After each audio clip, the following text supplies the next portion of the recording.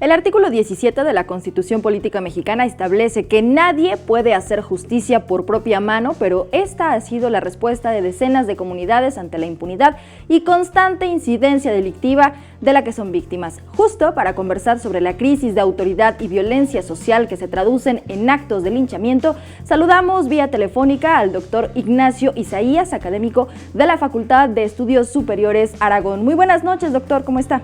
Muy bien, gracias. Aquí con el gusto de saludarlos y de opinar al respecto. Sí. Pues vaya, esta situación que la seguimos viendo en nuestro país y cada vez con más violencia porque la gente pues está harta de no tener seguridad. ¿Esta es la razón de que se llega a los linchamientos? Mire, definitivamente la falta de impartición de justicia y la desconfianza ante las autoridades van dando paso al enojo de la gente, ¿no? ¿Por qué? Porque ambas van creando un sentido de frustración en el imaginario colectivo. Va sedimentando en condiciones que hacen propicios los linchamientos. Entonces, definitivamente sí, lo consideraría de esa manera. Una última respuesta por parte de la ciudadanía ante la indefensión que viven diariamente. Doctor, resulta curioso que generalmente las personas que van a linchar, desgraciadamente no en todos los casos, son rescatadas por los policías. También los pobladores se preguntan dónde estaban esos policías cuando se estaba cometiendo el ilícito.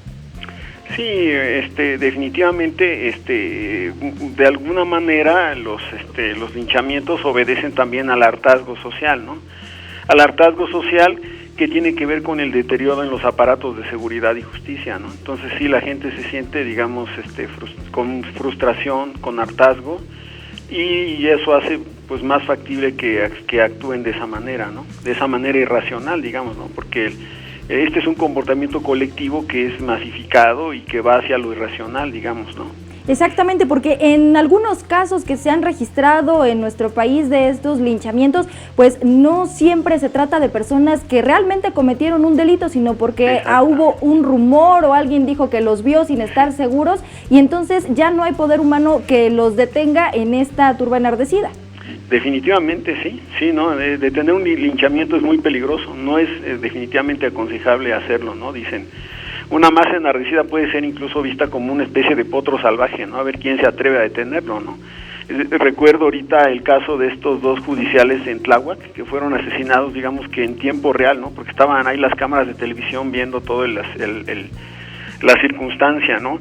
Se vio como algunos trataron de negociar con las personas y definitivamente no pudieron, ¿no? Algunos líderes sociales de allá adentro trataron de negociar para evitar que sucediera eso, y al ver que su vida también estaba en peligro, pues se tuvieron que hacer a un lado, ¿no? Entonces sí, es muy peligroso, ¿no? Ponerse en medio de una situación de esa naturaleza, ¿no? Sin duda alguna, doctor. Estamos hablando de una descomposición social que en vez de detener el crimen lo incremente, combatir el fuego con el fuego. No, pues definitivamente yo considero que no sería no sería aconsejable, ¿no?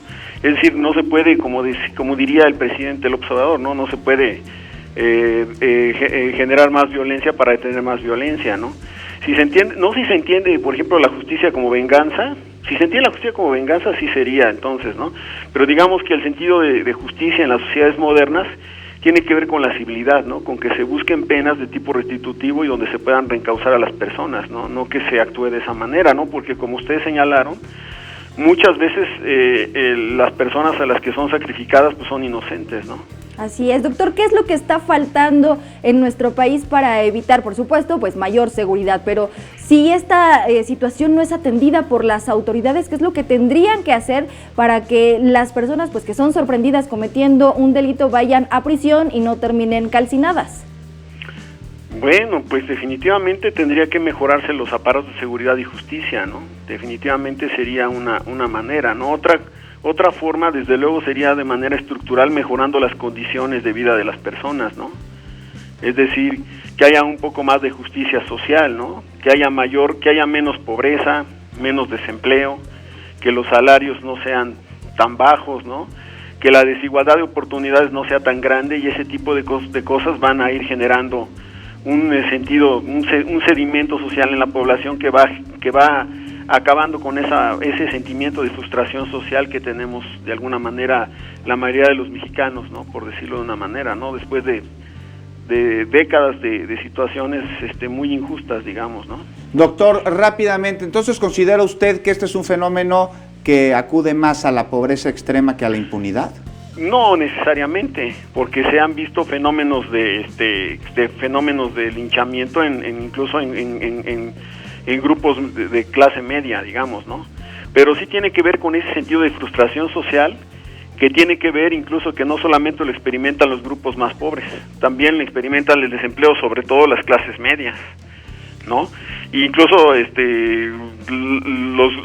las clases medias, digamos, que están con niveles de estudios más altos, después de que llegan a determinada edad son despedidos y sus ingresos caen de manera pues desorbitada, ¿no? Y eso hace que pues también empiecen a generar esa sensación de frustración social, ¿no? Entonces, no es necesariamente un sentido que se da nada más no es un fenómeno de clases pobres, digamos, ¿no? Yo pienso que es un fenómeno que se puede dar en casi la mayoría de los estratos sociales, ¿no? Pues vaya, sin duda mucho trabajo por hacer para las autoridades. Doctor Ignacio Isaías, sí, académico de la FES Aragón, gracias por platicar con nosotros esta noche. Encantado. Sí. Muchas gracias.